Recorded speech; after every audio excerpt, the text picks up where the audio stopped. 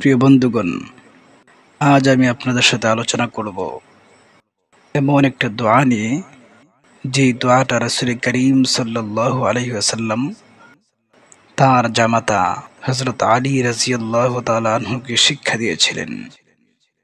যে দোয়াটা নিয়মিত পাঠ করলে আল্লাহ পাক রব্বুল আলামিন অভাব অনটন দূর করে দেবেন, বিশেষ করে ঋণ পরিশোধ করার ব্যবস্থা করে দেবেন। এই হাদিসটা তিরমিজি শরীফ ও মুসনাদে আহমদের মধ্যে উল্লেখ আছে। একদা হযরত আলী রাদিয়াল্লাহু তাআলা আনহু এর নিকট একজন ব্যক্তি উপস্থিত হয়ে আরজ করল, ইয়া আমিরাল মুমিনিন, আমি অধিক ঋণী, আমার ঋণ পরিশোধ করার জন্য আপনি আমাকে কিছু সাহায্য করুন। তখন আলী রাদিয়াল্লাহু তাআলা আনহু বললেন, আমি তোমাকে এমন কিছু শব্দ শিক্ষা দেব, অর্থাৎ এমন একটি দোয়া শিক্ষা দেব, যে দোয়াটা রাসূল করিম সাল্লাল্লাহু আলাইহি ওয়াসাল্লাম আমাকে শিক্ষা দিয়েছিলেন।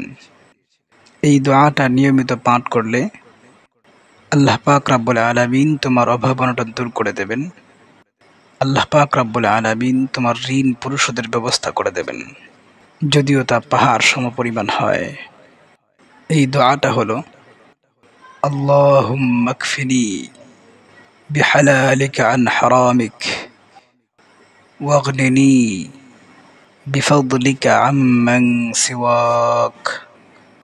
আবার বলছি, اللهم اكفني بحلالك عن حرامك واغنني بفضلك عمن سواك।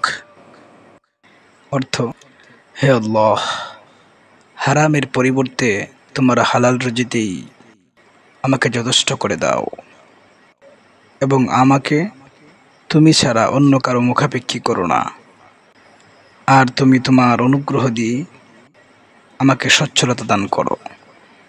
তিরমিজি শরীফ, হাদিস নম্বর 3563, মুসনাদে আহমদ, হাদিস নম্বর 1321। তবে শর্ত হলো, আল্লাহ পাক রব্বুল আলামিনের উপর পরিপূর্ণ বিশ্বাস রেখে ঈমানের সহিত পাঠ করতে হবে।